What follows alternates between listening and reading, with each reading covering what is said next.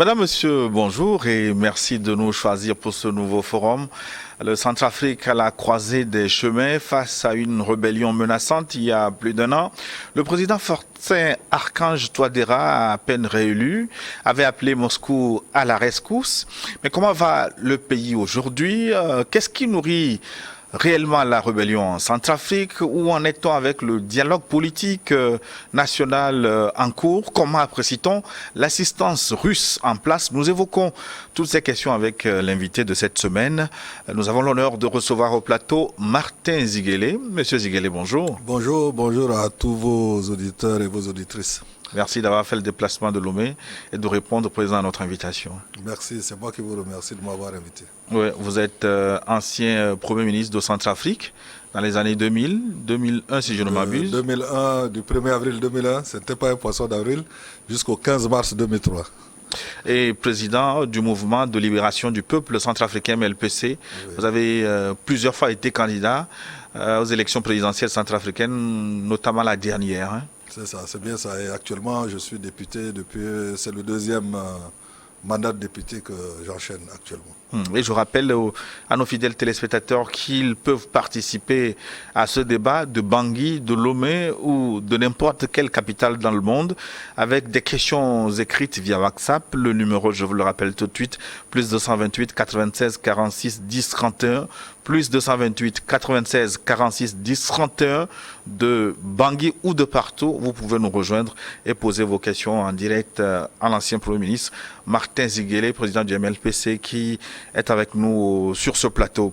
Monsieur le Président, le Centrafrique va-t-il mieux aujourd'hui plus qu'hier? Disons, prenons même le repère de 2016, l'arrivée au pouvoir de Faustin Archange Touadéra, ce qui marque une forme de rupture après une transition. Hein.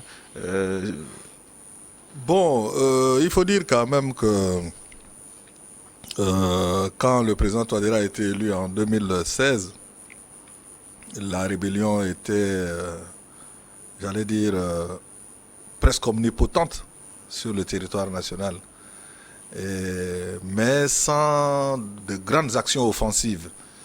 Et nous avons pu, dans cette ambiance-là, négocier la tenue des discussions de Khartoum qui ont abouti à l'accord. Mais paradoxalement, après l'accord de Khartoum, on s'est rendu compte que les groupes armés commençaient à faire de la surenchère, en fait. Commençaient à faire de la surenchère, attaquaient des civils, faisaient tout ce qu'il fallait pour que l'accord ne soit pas appliqué. Et c'est comme ça que lorsque le gouvernement a proposé un projet d'accord militaire avec la Russie, le MLPC, mon parti, le groupe parlementaire MLPC à l'Assemblée nationale, moi-même, nous avons voté pour cet accord de coopération avec la Fédération de Russie, comme nous avions également voté l'accord de coopération avec l'Angola ou avec d'autres pays. Et après cela, il y a eu l'épisode des élections de décembre 2020 qui s'est passé dans une rare violence. Hein. Et cette violence a culminé avec l'attaque de Bangui le 13 janvier 2021. Nous étions à 2 doigts de l'explosion. Et il faut dire qu'aujourd'hui, les choses se sont plutôt tassées. Hein. La violence est résiduelle, surtout en province, parce que le pays est très grand. La République centrafricaine, c'est la superficie de la France, la Belgique et du Luxembourg réunis. Et très peu peuplé, 6 millions d'habitants, donc avec une faible densité humaine, donc de vastes espaces échappant au contrôle de l'État, et ça a été très très dur. Mais aujourd'hui, la situation sécuritaire, j'allais dire, est sous contrôle dans les grandes villes, mais l'insécurité est résiduelle dans l'arrière-pays. Ça veut dire que, en gros, selon ce que vous venez de décrire, il y a du mieux. Ah oui, il y a du mieux. Il faut être objectif, il y a du mieux. Il y a du mieux dans ce sens que beaucoup de zones où il y avait une emprise forte des groupes armés, beaucoup de préfectures où il y avait une emprise forte des groupes armés, ces préfectures-là ont été libérées. Mais il n'en demeure pas moins que dans certaines autres préfectures où il y avait une très forte présence des groupes armés, je prends par exemple le nord-ouest du pays où il y a la circonscription dont je suis le député à l'Assemblée nationale, Vous prenez la région de Bambari dans le centre du pays, vous prenez la région de Nzako dans le sud-est du pays. L'emprise des groupes armés est encore forte. Il y a des combats pratiquement toutes les semaines entre les forces régulières, forces armées centrafricaines et ces groupes armés-là qui n'ont pas baissé les armes et qui continuent donc à entretenir une insécurité qui empêche la population de vaquer librement à ses occupations, qui empêche les gens de circuler, de faire circuler les marchandises, d'aller au champ, de chercher à avoir les moyens de vivre. Mais il se dit quand même qu'avec la coopération russe et l'appui des Rwandais et les FACA, vous avez pu récupérer près de 90% du territoire, alors que avant 2020, l'État n'avait le contrôle que sur Bangui et ses environs. Oui, c'est une réalité que l'action des forces centrafricaines et de ses alliés a fait qu'aujourd'hui, les groupes armés ont perdu pratiquement toutes les grandes villes. Les groupes armés sont en brousse, comme on dit. Et je voudrais en profiter pour clarifier la position du MLPC et ma position personnelle. Je venais tantôt de vous dire que lorsque le gouvernement centrafricain a présenté à l'Assemblée nationale l'accord militaire entre la RCA et la Russie, moi, à titre personnel, et mon groupe parlementaire MLPC, nous l'avons voté. Parce que, à mon avis... Parce qu'à l'époque, peut-être que vous appuyez, vous étiez dans le gouvernement de Touadéra. Non, c'est pas ça, parce que j'ai été élu à l'Assemblée par une population qui vit dans une région où sévissent les groupes armés, notamment les 3R de Feu Sidiki et maintenant dirigé par Bobo. Et donc, c'est eux qui m'ont envoyé à l'Assemblée. Donc, toute action qui va dans le sens de la sécurisation de nos compatriotes, je pense qu'il n'y a pas de polémique là-dessus, parce qu'il s'agit des vies. On fait la politique pour que les gens améliorent leur sort. On ne fait pas la politique pour compter des morts. Donc c'est pour ça que nous avons voté cet accord, croyant que la coopération militaire allait se faire avec la Russie officielle. Comme nous avons, je le disais tantôt, voté aussi l'accord avec l'Angola, parce que nous sommes pour une coopération d'État à État, y compris sur le plan militaire. Ce que le MLPC refuse, parce qu'on a reproché cela également au régime MLPC, c'est que l'État travaille avec des mercenaires, notamment du groupe Wagner. Donc, il y a tout un chapitre sur l'affaire Wagner, mais sur le terrain... Je tenais à préciser notre position, parce qu'il y a un amalgame qui est fait peut-être involontairement, qu'il s'agit de dire, bon voilà, il y a des troupes étrangères qui sont venues, qui ont rétabli la paix, mais vous n'êtes pas contents. Non, c'est pas ça. C'est les moyens qui ont été utilisés de la part d'un État. Est-ce que les moyens, la fin ne justifie pas les moyens? Parce qu'aujourd'hui, comme on l'a dit... la fin ne justifie aucunement les moyens. Parce que nous sommes des êtres humains et c'est le Christ qui l'a dit, l'homme ne vit pas seulement de pain. Donc un État, c'est le droit, c'est l'éthique, c'est la morale, c'est des objectifs, c'est une vision. Donc il a été reproché au régime du président Patassé d'avoir appelé les troupes du MLC de Jean-Pierre Bemba, n'est-ce pas, alors que le régime était attaqué à l'époque par la rébellion de François Bozizé. Cette affaire, comme vous le savez, a fini à la Cour pénale internationale et ça a causé des problèmes de tissu social, de cohésion sociale en Centrafrique. Donc on ne peut pas 20 ans après saluer la présence des mercenaires dans le pays. Déjà sur le plan du droit, vous savez qu'il existe une convention internationale qui lutte contre l'utilisation des mercenaires et la RCA est signataire de cette convention. Donc ça signifie quelque chose. C'est pour ça que je voulais clarifier notre position. Justement, puisque vous parlez plusieurs fois des mercenaires, parlons-en. Vous évoquez des mercenaires, mais on a vu quand même les autorités russes débarquer à Bangui avec des avions cargo, vous fournir des armes et des instructeurs. Mais je n'ai pas du tout mis en cause la coopération de notre pays avec la Russie. Comme je n'ai pas mis en cause la coopération de notre pays avec le Rwanda ou avec l'Angola ou avec tout autre pays. Un pays est fait pour avoir des relations, y compris militaires, avec d'autres États. Mais c'est lorsqu'il est fait appel à du personnel irresponsable, parce qu'un mercenaire, par définition, il est irresponsable, il ne répond de rien. C'est-à-dire il peut commettre des exactions, il peut massacrer des personnes, il ne répond à aucun statut. Mais le gouvernement centrafricain a jusque-là démenti les allégations faisant allusion à la présence des mercenaires, notamment d'une certaine société Wagner à Bangui. Mais je vous ai dit que je suis député d'une circonscription qui est à 500 km de Bangui, la circonscription de Bokaranga, qui est à la fois frontalière du Tchad et du Soudan. Et ce que je vous dis, ce n'est pas ce que des gens m'ont raconté, c'est de l'autorité publique qu'il y a des mercenaires du groupe Wagner en Centrafrique. Comment arrivez-vous à distinguer les mercenaires des militaires russes, des instructeurs russes? Ils tiennent des barrages, ils sont connus, c'est le débat sur ce point, je pense qu'il est clos. Le problème, c'est quoi? Comment les identifiez-vous comme étant des mercenaires? Est-ce que c'est écrit sur leurs épaules? Mais c'est le contraire de l'identification d'un militaire régulier. Un militaire régulier, il porte un badge, il porte des écussons, un drapeau représentant son pays. Par exemple, si je suis en face d'un militaire togolais, je vois le drapeau du Togo sur son écusson. Et il a un insigne de corps, comme on dit, qui identifie, il est de l'armée de terre, il est de tel bataillon, il est de telle unité, de tel régiment, etc., etc. Tout cela, ce n'est pas le cas. Et donc, le débat pour savoir s'il y a des Wagner en Centrafrique, ce débat est dépassé, puisque à plusieurs reprises, des rapports, y compris gouvernementaux, ont fait état de leur existence. Le problème, c'est leur utilisation. Vous remarquerez que personne n'a critiqué la présence des forces rwandaises bilatérales en Centrafrique. Les Rwandais font des opérations sur le terrain en même temps que les forces armées centrafricaines et leurs alliés russes. Mais vous n'entendrez personne critiquer les troupes rwandaises. Oui, au contraire, la population est très contente des troupes rwandaises. Pourquoi? Parce que c'est une armée disciplinée. Parce que les critiques les plus virulentes viennent de la France, qui a ses intérêts. Non, écoutez. Je pense que ce discours n'a pas lieu d'être tenu. Moi, je ne suis pas français. Pour vous rassurer, je n'ai même pas étudié en France. Aucune attache avec la France. C'est un problème centrafricain, c'est un problème de gouvernance. Mais vous êtes souvent cité comme un homme de la France. Non, mais vous savez, quand vous voulez noyer un chien, vous l'accusez de rage.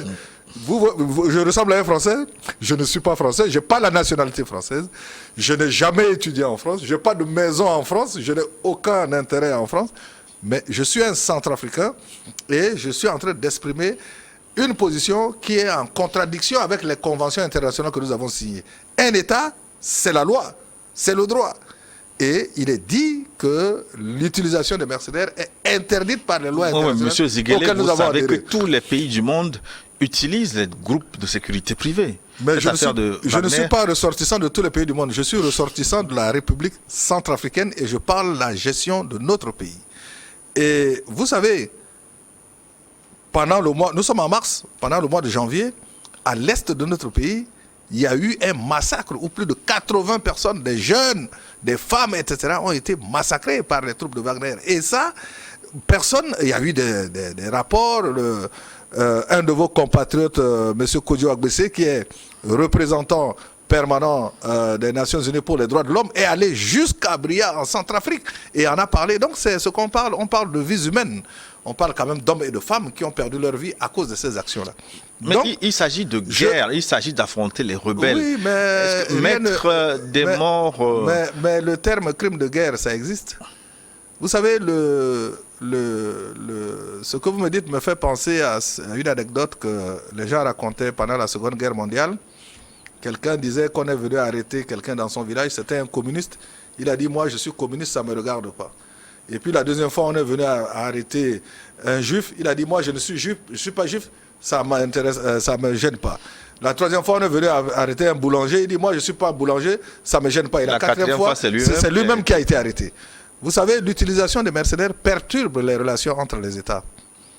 Parce que vous êtes d'accord avec moi que lorsque vous êtes adulte, lorsque vous posez un acte qui pose des préjudices à quelqu'un, vous devez en répondre. Eh bien, le mercenaire, il ne répond pas de ces actes. Oui, mais même parce que vous ne pouvez le rattacher pas. On a accusé plusieurs fois les troupes de la MINUSCA de commettre des exactions. Les Français notamment ont été accusés de viol. Non, vous mélangez les choses. Les accusations portées contre l'opération Sangaris, c'est avant l'arrivée de la MINUSCA. La MINUSCA est arrivée en Centrafrique en 2014-2015. Ce dont vous parlez était antérieur à cela. C'était à l'époque de la Séléka que la Sangaris est venue et qu'il y a eu des accusations et qui ont été déférées en justice. Je vous prends au mot. Le ministre d'État à la justice en Centrafrique, il a publiquement lui-même et qui souligne la responsabilité des troupes de Wagner. Ce n'est pas Martin Ziguele, député de l'opposition, qui le dit. C'est le ministre d'État à la justice qui est actuellement en fonction. Je ne peux pas être plus royaliste que le roi. Et il est magistrat de profession. Oui, mais vous, en tant que Centrafricain, est-ce qu'il ne faut pas mettre l'accent sur le verre à moitié plein, reconnaître le travail qui a été fait, en fait, la libération de votre pays plutôt que de mettre le focus sur d'éventuelles exactions Je comprends ce que vous dites, c'est pour ça que je ne vais pas vous laisser dire ça. Vous savez, un gouvernement, c'est pour protéger d'abord sa population. N'importe quel gouvernement. Oui. Première responsabilité, la sécurité des populations. Ce que j'aurais aimé que le gouvernement centrafricain fasse, c'est de discuter avec la Russie pour des relations d'État à État. Comme en Angola, où les Russes ont envoyé des troupes. Comme ailleurs, où les Russes ont envoyé des troupes. Pourquoi en Centrafrique, ils ont préféré envoyer des mercenaires qui ne répondent à personne et qui se livrent de manière impunie à des violations. Oui, un gouvernement doit être exigeant pour la sécurité des populations. Oui, je pose une question précise quand même. C'est de ça que je parle. Les groupes de sociétés privées sont exploités un peu partout dans le monde. Pourquoi vous en faites une particularité centrafricaine? Ah, mais je suis très content que vous posiez cette question. Pourquoi il y a des prisons au Togo? C'est parce qu'il y a des gens qui volent. Vous allez me dire, on vole partout dans le monde. Pourquoi au Togo il y a des prisons? On laisse les gens voler? Non, je pense que nous sommes des sociétés de droit. Nous sommes des États de droit. Et dans un État de droit, il y a des actes qui sont punis, prévus, comme des crimes ou des délits qui sont punis par la loi. Et donc, lorsque ces actes-là sont commis, ils doivent être punis. Je pense qu'il ne faut pas, en matière de protection des droits humains, il ne faut pas avoir des excuses. Et c'est ce que je reproche à notre gouvernement, de ne pas aller jusqu'au bout de la négociation. Parce que nous avons fait... je rappelle que nous avons des relations diplomatiques avec la Russie depuis 1960. C'est l'empereur Bokassa qui a réchauffé ces relations-là sur le plan culturel, en envoyant des étudiants là-bas, y compris des militaires pour être formés, etc., dans l'aviation, dans l'armée de terre, etc. Donc, les négociations devaient, à mon avis, se poursuivre pour que ça soit du personnel militaire d'État, comme cela a été fait avec le Rwanda, qui viennent en Centrafrique. Ce débat n'aurait pas eu lieu aujourd'hui. Au fond, pourquoi les rébellions se sont-elles activées malgré l'accord de Khartoum au Soudan? Pourquoi l'accord de Khartoum n'a pas fonctionné selon vous? Vous savez, moi j'ai été parmi les personnes qui ont encouragé les gouvernements à ouvrir des négociations avec les groupes armés. Et j'étais à Khartoum, où ont été négociés ces accords-là, qui ont été signés le 9 février 2019. Pourquoi l'accord n'a pas marché? Pour deux raisons fondamentales à mon avis. La première raison, c'est que ces accords-là n'ont pas prévu de sanctions. C'est comme dans une société, vous avez un code pénal, mais personne ne va en prison. Pourquoi vous voulez que les gens respectent la loi? Parce qu'il n'y a pas de sanctions. Et dans l'accord, il n'y en avait pas. Et puis, deuxièmement, il y avait une monstruosité qui avait été introduite dans l'accord ou qui n'avait pas été introduite dans l'accord. C'est le fait que les groupes armés n'étaient pas cantonnés. Il n'y était pas prévu de cantonnement. Je viens de vous dire que la République centrafricaine, c'est un pays qui fait 623 000 km². C'est-à-dire la superficie de la France, de la Belgique et du Luxembourg réunis. Très peu peuplé. Vous signez un accord avec 14 groupes armés, vous ne cantonnez pas, vous ne prévoyez pas le cantonnement des troupes. Mais il y a donc, il était prévu des opérations de démobilisation et oui, mais vous démobilisez qui? Parce que un élément d'un groupe armé, c'est pas justement un soldat avec une tenue militaire, un béret, et puis un écusson, un ainsi de corps. C'est quelqu'un comme vous et moi qui se balade et qui, à un moment donné, se retrouve avec une arme. Donc, il fallait qu'il y ait cantonnement pour que l'opération de démobilisation et de désarmement soit efficace. Et ce que je dis, je ne l'invente pas. Lorsque vous vous souvenez de ce qui a été fait en Angola, quand les Nations Unies ont décidé de la fin de la guerre en Angola, l'accord qui a été mis en place, il y a eu cantonnement des troupes. Et en Angola, il y a même eu cantonnement des forces armées angolaises. Oui. Que ce soit en Sierra Leone, au Libéria, etc., etc. Il y a eu cantonnement des groupes armés, au Tchad, etc. L'exception, c'est en Centrafrique.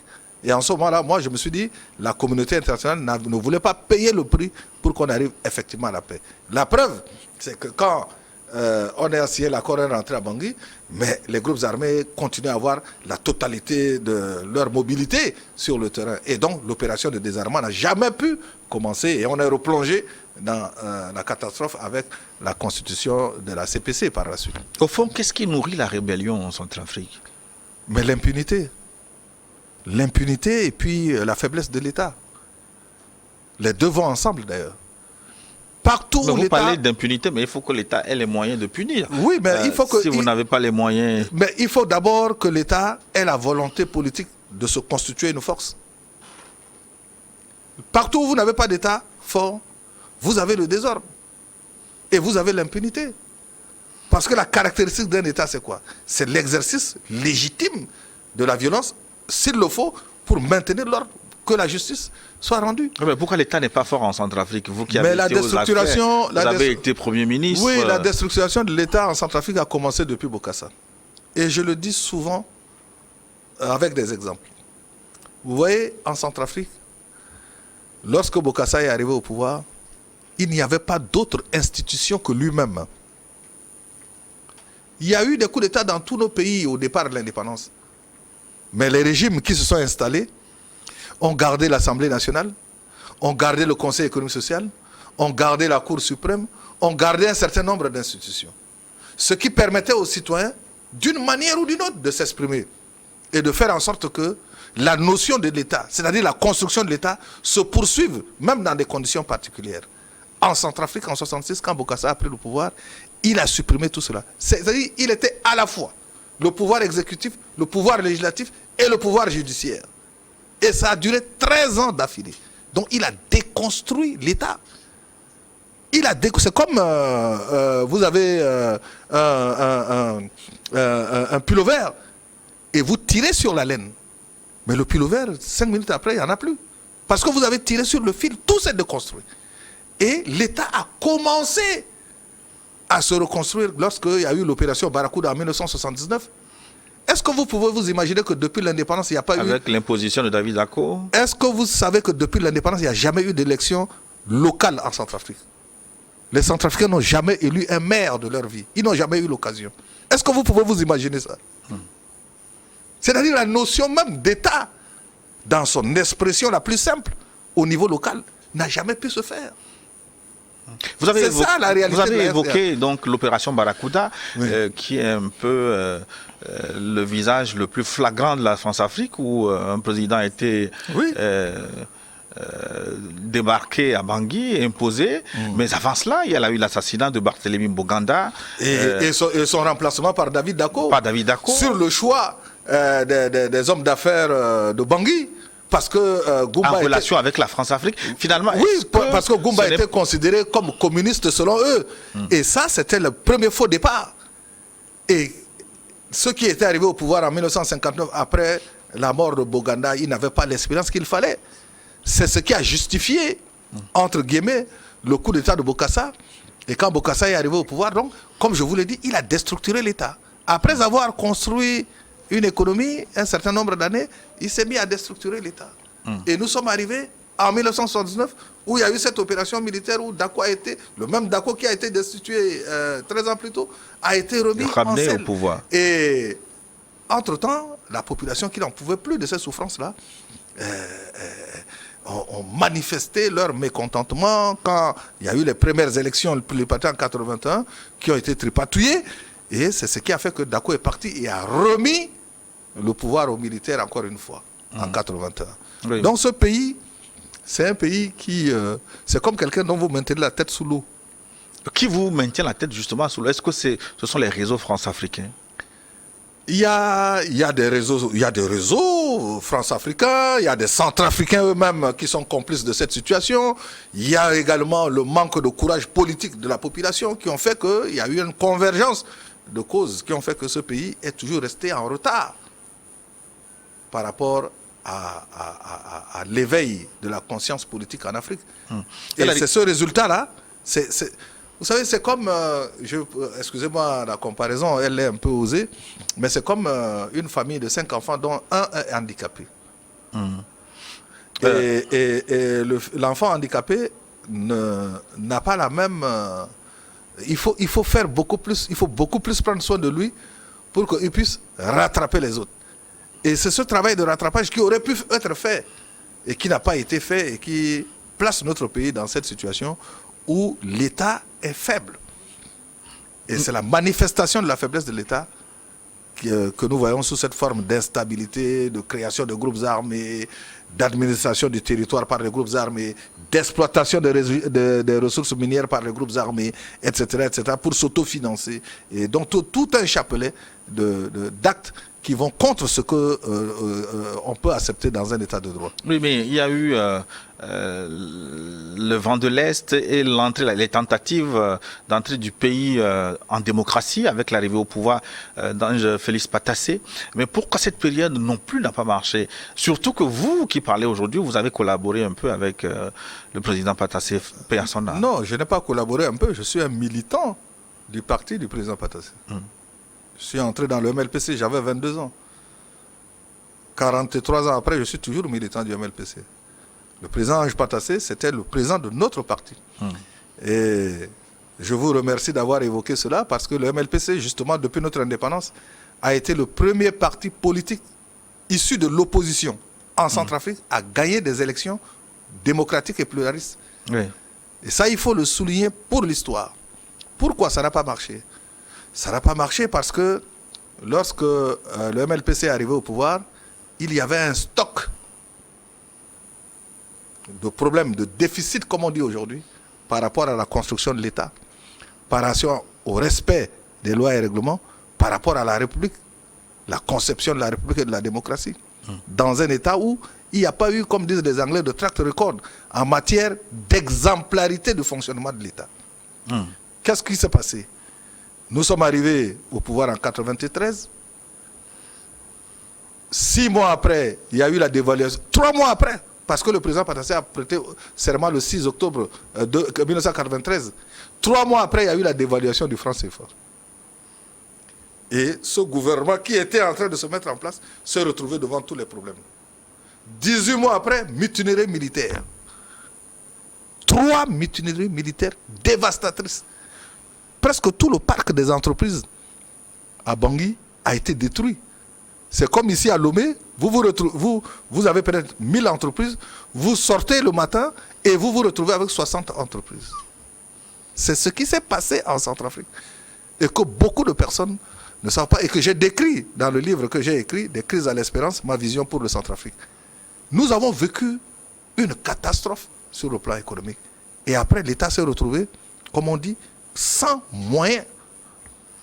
Il fallait faire les réformes pour aller dans un programme avec le Fonds monétaire international qui était compris dans le package de la dévaluation. Vous vous en souvenez avec Balladur. Et il fallait en même temps faire face à une situation où tout l'actif économique, presque tout l'actif économique a été détruit du fait des mutineries militaires. C'était ça, la situation du président Patassé et du MLPC au pouvoir. Et derrière... Et ces mutineries se sont répétées encore en 1996, c'est-à-dire 3 ans après, quand on a pensé que tout était fini, ça a recommencé. Et cette instabilité-là a duré jusqu'à ce que le général Bozizé entre en rébellion pour venir renverser le pouvoir du président Patassé pendant que moi-même j'étais Premier ministre. Et c'était le 15 mars 2003, c'est-à-dire que dans 2 jours, c'est le 19e anniversaire de l'événement que j'évoque. Il se dit que le dénominateur commun de toutes ces rébellions, c'est un homme, François Yavogonda Bozizé, aujourd'hui réfugié au Tchad. On va parler de lui, mais une pause pour rejoindre Philippe Simon qui est en duplex avec nous. Est-ce qu'il nous écoute? On peut parler avec lui. Philippe, bonjour. Oui, bonjour. Vous m'entendez? Oui, nous vous recevons, sauf que le son doit être amélioré. Vous nous recevez, vous êtes donc le responsable d'Investir au pays, un leader d'opinion de plus en plus. J'ai quelques questions pour vous sur la pénétration russe en Afrique, mais dites-nous d'abord, Investir au pays, pourquoi vous avez choisi de vous investir dans ce domaine alors que le continent africain souvent est critiqué pour être un continent où il y a l'instabilité, un continent où les conditions sécuritaires ne sont pas réunies pour investir. Pourquoi vous avez choisi ce volet, Philippe? Alors déjà, merci beaucoup pour votre invitation dans votre émission. Merci aussi à tous ceux qui nous suivent. Je ne sais pas si vous m'entendez parce qu'il y a une sorte d'écho que j'entends. Philippe, le son n'est pas très bon. On va tenter de régler techniquement ce qui se passe là-bas. On vous retrouve, on va vous rappeler tout de suite pour vous relancer sur cette question. On continue avec notre invité au plateau. Donc, je parlais tantôt de François Bozizé, qui est le dénominateur commun de toutes les perturbations, les rébellions qu'il y a eu en Centrafrique. Qui est-il, François Bozizé? Pourquoi vous l'avez... Il a été laissé libre pour faire tout ce qu'il a fait.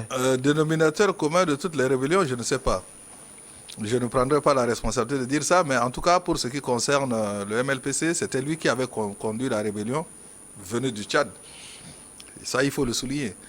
Et qui a renversé le régime démocratiquement élu du président Patassé. Si vous me permettez, je veux rappeler que le 12 novembre 2002, j'étais Premier ministre, je suis allé à l'Assemblée. Et j'étais interpellé par l'Assemblée nationale par rapport à la situation sécuritaire. Et j'ai dit que la démocratie, c'est un apprentissage. Il n'y a pas de démocratie parfaite. Mais il fallait que les démocrates centrafricains fassent attention. Parce que nous venions d'entrer dans une ère démocratique en 1993, après 33 ans de troubles et d'instabilité en Centrafrique. On venait d'avoir le premier pouvoir démocratique et j'ai appelé les démocrates à faire attention pour que quelqu'un qui porte les armes ne puisse pas réussir par la rébellion, par la force à prendre le pouvoir, sinon ce serait un précédent dangereux. Les gens m'ont répondu en disant que c'est parce que j'étais militant du MLPC que je disais ça et qu'il fallait balayer le régime du président Patassé. C'était Bozé qui était dans la rébellion et ils ont pris le pouvoir. Mais il est arrivé en 2003 et dès 2006, la rébellion de Djetodia avait commencé avec l'UFDR et qui ont abouti en 2012 à la prise de pouvoir par Djetodia. Et cette rébellion a éclaté en plusieurs mouvements, 14 mouvements armés, comme je le disais tantôt, et nous sommes allés avec eux jusqu'à l'accord de Khartoum. Mais après l'accord de Khartoum, il n'y a pas eu de réduction, d'arrêt. Parce que l'accord de Khartoum, je n'entre pas dans les détails, prévoyait que 90 jours après sa signature, les groupes armés devaient disparaître. Non seulement ils n'ont pas disparu, mais ils sont devenus plus forts qu'avant. Et ils se sont retrouvés en décembre 2020 dans la coordination patriote centrafricaine dirigée par François Bozé pour tenter l'assaut sur Bangui le 13 janvier et créer la situation que nous vivons jusqu'aujourd'hui. Oui, mais le CPC, quels sont vos rapports justement avec ce nouveau groupe de rébellion? On a ouï dire à Bangui que vous étiez au moins sympathisant du CPC. Mais vous savez, moi, si vous regardez tout ce qui est écrit sur moi ou tout ce qui est dit sur moi, peut-être que vous ne me direz jamais bonjour. Parce que ceux-là même qui disent ça, à commencer par François Faustin Archange Touadéra, il était Premier ministre de Bozizé. Le président de l'Assemblée nationale actuelle, il était directeur de cabinet du Premier ministre nommé par Bozizé. Tous ceux qui font l'alali contre Bozizé aujourd'hui ont été nommés ministres par lui. Ils étaient dans le même parti politique, le Kwanakwa, le KNK. Donc ils mangeaient, ils buvaient, ils festoyaient ensemble, ils ont travaillé ensemble. Pendant ce moment-là, Ziguélé était dans une opposition dure contre Bozizé. Si vous êtes centrafricain ou si vous connaissez la RCA, si quelqu'un vous dit que Ziguélé peut être complice de Bozizé dans une action quelconque, ça ne peut que vous amener à rire. Ça vous amène à rire.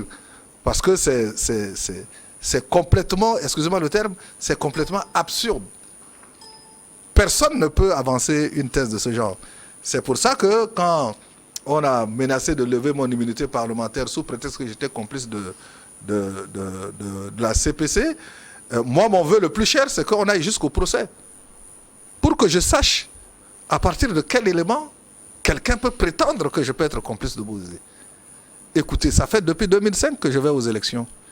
Les élections de 2005, il y a des proches du régime, ceux qui étaient même dans la direction de campagne de Bozizé en 2005, on dit que c'est le MLPC, c'est-à-dire moi-même qui avais gagné les élections. J'en ai jamais fait état. Parce que pour moi, je suis respectueux de la loi et du droit. Ce qui est passé, est passé. J'ai connu des épisodes électoraux les plus rocambolesques qui soient. Je n'ai jamais appelé même les militants du MLPC à descendre dans la rue pour contester des élections, comme cela se fait partout.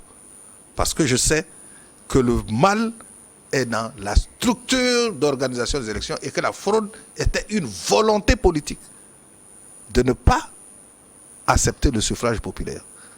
C'est ça la démarche. Donc, dire que je sois complice de Bozé, c'est au pire une absurdité, sinon c'est quelque chose de complètement ridicule. Alors, vous avez évoqué les bases de François Bozizé. Aujourd'hui, il est réfugié au Tchad. Il a été abondamment dit que régulièrement, il partait de là pour attaquer le Centrafrique. Mais sa base étant connue, pourquoi vous n'avez jamais cherché à démanteler ces positions? C'est-à-dire vous qui? L'État, enfin Mais moi je ne suis pas représentant de l'État, je suis député. Vous savez que les députés ne font pas la guerre. Donc, mais si vous voulez parler de Faustin Archange Touadéra, parlez de Faustin Archange Touadéra. Moi je suis député, je suis à l'Assemblée nationale. Oui, mon travail c'est de voter des lois. Vous avez travaillé étroitement avec lui durant son premier mandat. Ah oui, je l'ai soutenu. Je suis allé en campagne pour le faire élire. Oui, mais donc pendant ce temps-là, parce que je suis un démocrate. Je suis politique. Oui, mais pourquoi vous n'avez pas réglé le problème? Quand mon pays arrive à des élections et que moi-même, je ne suis pas élu, je ne vais pas au deuxième tour, je prends position, je ne me dérobe pas. Je soutiens un compatriote pour qu'il arrive au pouvoir, toujours dans l'espoir que cela apporte plus de... Je vous disais tantôt que l'histoire de la RCA, c'est une histoire de déni de l'état de droit. Oui, justement, je demandais pourquoi. Et qui doit donner l'exemple? C'est les forces politiques. Oui, absolument. Donc c'est normal que je soutienne quelqu'un qui arrive dans une position mieux placée que la mienne. Mais après, c'est comme on dit chez nous, lorsque votre père vous a épousé une femme, adopté une femme, après, c'est pas lui qui fait le travail, c'est vous qui faites les enfants.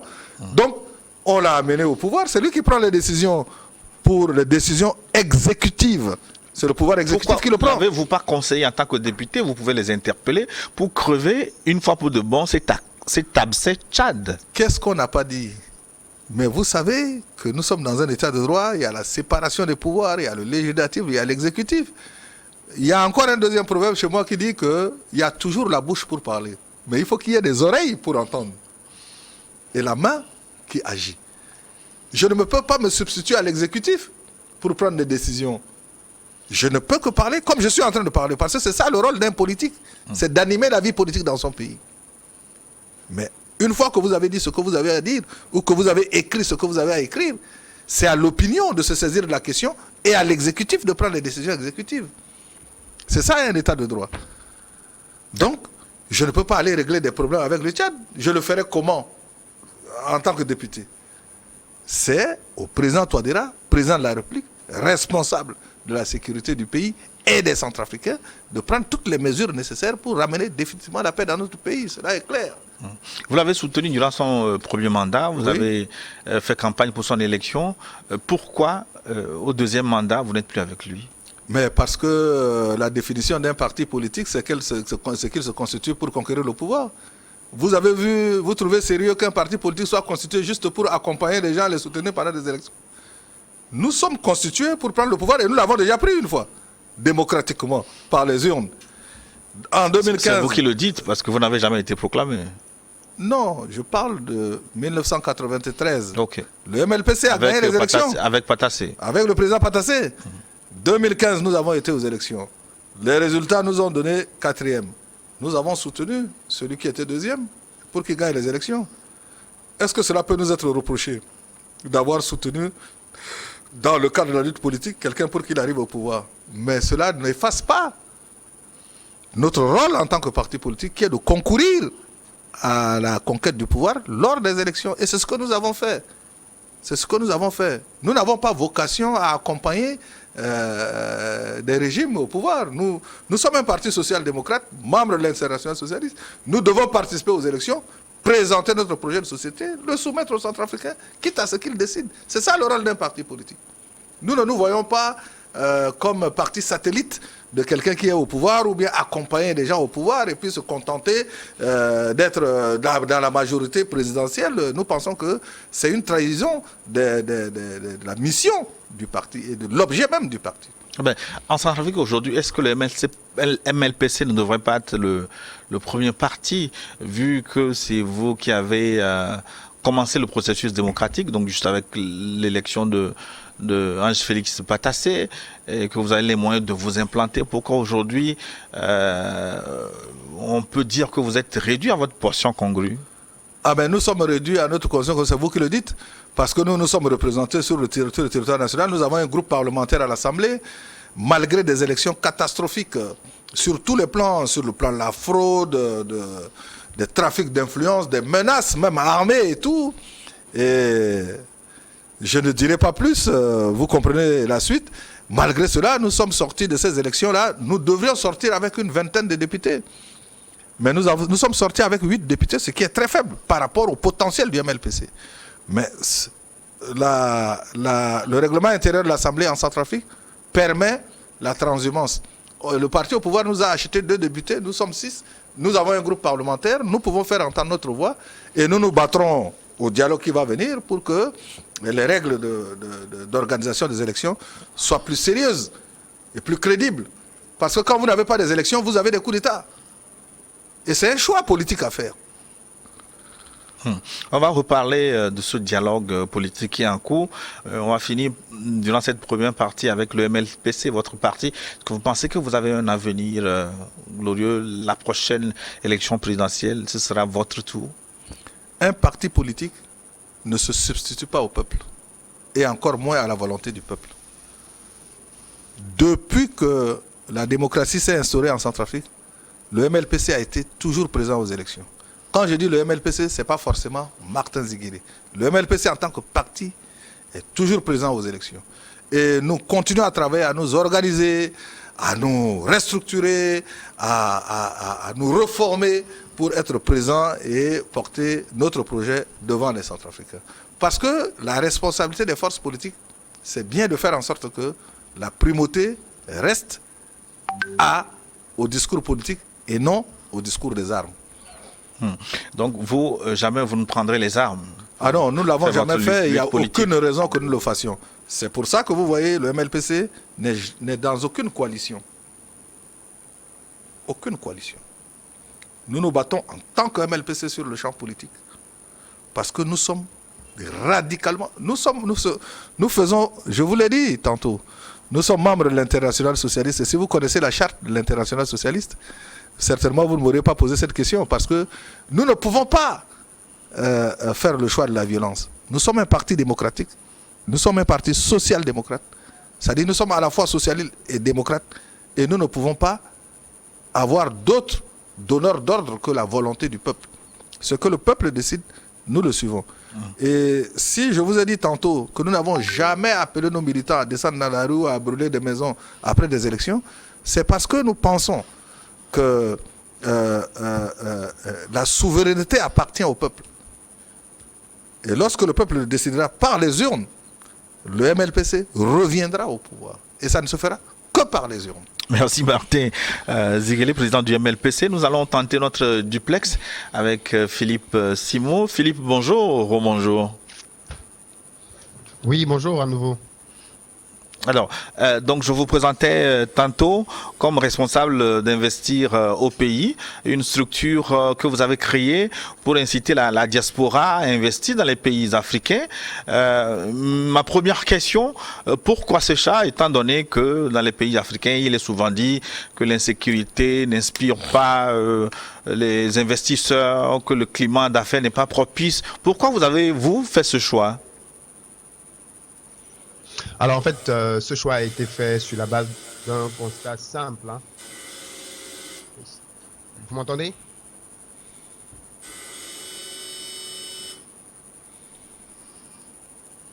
Est-ce que vous m'entendez ? Décidément, Philippe, le son ne marche pas. On va profiter de la pause tout à l'heure, dans 5 minutes, donc pour régler et vous avoir dans la seconde partie de cette émission. Nous allons conclure avec vous cette première partie avec le président du MLPC qui est au plateau avec nous. On a évoqué le sort du dialogue politique. Il a tardé à se mettre en place, le dialogue politique. Oui, je voudrais d'abord par rapport au dialogue politique dire que le dialogue politique, c'est comme la fièvre qui indique qu'il y a une infection dans le corps. Parce que si il n'y avait pas eu trucage des élections, toutes les forces politiques seraient représentées à l'Assemblée nationale et le dialogue se ferait exclusivement à l'Assemblée nationale. C'est parce que justement, les forces politiques, les courants d'opinion ne sont pas représentés à l'Assemblée nationale que le dialogue politique devient une nécessité. Et c'est pour ça qu'il faut bien préparer ce dialogue, ce qui indique la longueur de sa mise en place, mais il faut également faire en sorte que ce dialogue nous permette d'avoir des avancées. Et il y a deux choses sur lesquelles les Centrafricains sont tous d'accord. Il faut qu'on mette définitivement fin à cette histoire de groupes armés en Centrafrique et qu'on ait la paix. L'apparition des groupes armés en Centrafrique date de 2002. Nous sommes en 2022. Ça fait 20 ans que ça dure. Et excuse-moi le terme, le peuple en a marre. Donc, premier objectif, la paix, la paix, la paix. Deuxième objectif, le relèvement de l'économie. Vous savez, en Centrafrique, comme je l'ai dit, nous ne sommes que 6 millions.